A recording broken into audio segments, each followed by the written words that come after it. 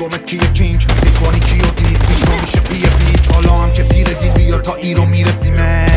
وقتی میاد همه بگم سی انرژی بهم بدم تا بریم رو برندینگ این روزا همه فکر و جسممه تو اتریش رسیدم به اون چیزا که بوده دور از دید تو هر جمعی وارد میشم مودش تبریک